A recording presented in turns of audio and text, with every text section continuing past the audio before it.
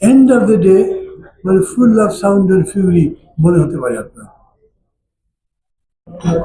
আমি মঞ্জুর কথায় যাই, বলেছে যে আসলে অবস্থাটা কি,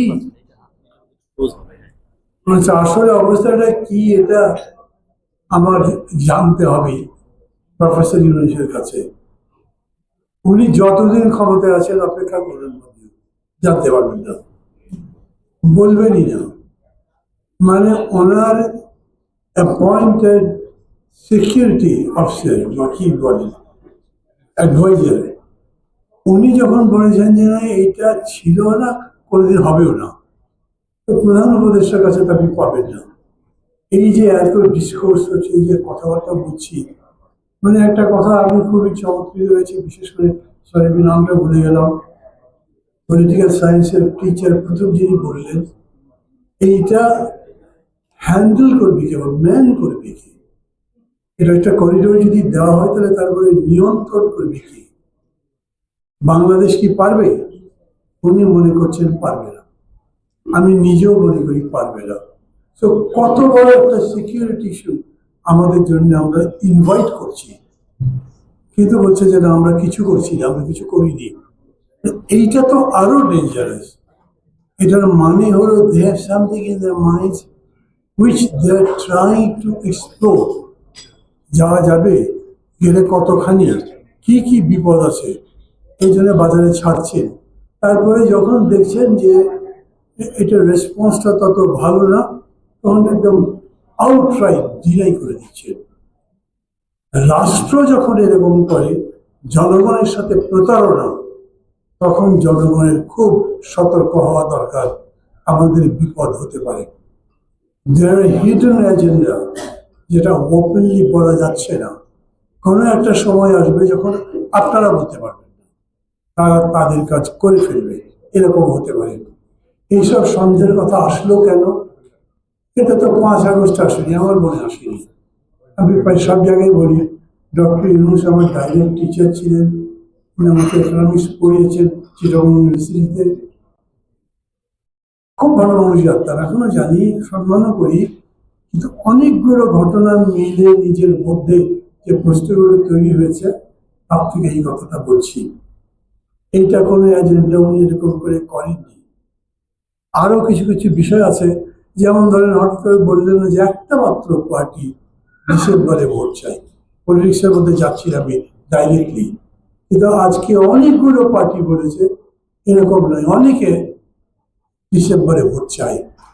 আমাকে যদি জিজ্ঞেস করে, আমি একটা পলিটিক্যাল পার্টি প্রেসিডেন্ট, আমি মনে করি ডিসেম্বরে ভোট তো ইজিলি হতে পারে, খুব ভালো মতো হতে পারে।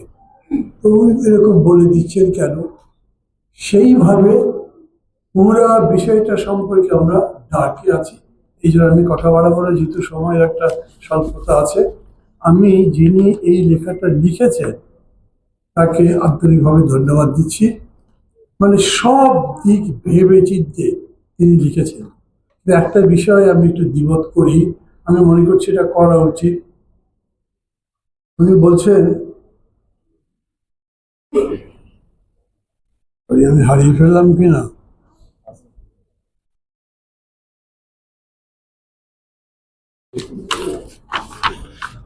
একটু একটা মিনিট, আমি এই মুহূর্তে জানি আমি পড়ে শোনাতে পারছি না। বলছেন যে এই চুক্তি করার মাধ্যমে আমরা আরাকান আর্মির সাথে হয়তো সম্পর্কটা ভালো করতে পারি, ভবিষ্যতে এটা আমাদের কাজে দিতে পারে। আপনারা সবাই জানেন রাখাইন মানে কি জানেন তো নিশ্চয়ই। রাখাইনরা মানে মগ, আমরা যে মগ জলদস্যুদের কথা জানি তাদের। আপনি কার সাথে খাতির করবার চিন্তা করে এখন এগুলো বলছেন? ওই মগদের সাথে। আর এখনটাও একই রকম জিনিস। আর মিয়ানমার গভর্নমেন্টের অস্তিত্বই নাই, ওটা যে কই আছে কিভাবে আছে সেটাই আমরা ভালো মতো জানতে পারছি না। কি অদ্ভুত বিষয় না, যে আপনি একটা ব্যাপারে দ্বিতীয়ত সম্মত হয়েছেন, ফরেন সেক্রেটারি বলেছে যে where is that gentleman, foreign secretary কই আছেন? আমি তো গত প্রায় 20 দিন ধরে তার কোনো চিহ্নই পাচ্ছি না, না পত্রিকাতে না টেলিভিশনে না কোনো জায়গায়, চাকরিতে আছে কিনা তাই বুঝি না। তার মানে উনি একটা ফাউল কথা বলেছিলেন, গভর্নমেন্ট বানে, এবং সেই জন্য তার বোধ হয় ওই যে বলতে বন্ধ বলে না, কথাবার্তাই বন্ধ করে দিয়েছে, কথা বলতে দিচ্ছে না। এইখানে আমি একই কথা বলি, আমরা এরকম কারোর সাথে ইন অ্যাডভান্স একটা ফ্রেন্ডশিপের কথা বলতে পারবো না, যেটা আমাদের জন্য সিকিউরিটি কোয়েশ্চেন তৈরি করতে পারে। সব মিলে আমি মনে করি এইটা নিয়ে আমাদের অনেক বেশি আলোচনা করার দরকার নাই, এই জন্য যে এখন আপনার সিকিউরিটি যদি আপনি নিশ্চিত করতে চান, তাহলে আমি মনে করি, আমি রাজনীতি করি বলে বলছি না, যত তাড়াতাড়ি একটা ভালো নির্বাচন করে একটা আমাদের মানে নির্বাচিত সরকারকে ক্ষমতায় আনতে পারি, ততই আমাদের জন্য সিকিউরিটি এনশিওর হতে পারে। আদারওয়াইজ এগুলো ডিসকাস করলে এটা কেউ এখন শুনবে না, কেউ এটাতে হাতও দেবে না, অপরচুন মোমেন্টের জন্য তারা অপেক্ষা করবে। আমি তাকে সেই সুযোগ দিতেই চাই না। ভালো থাকবেন, খোদা হাফিজ।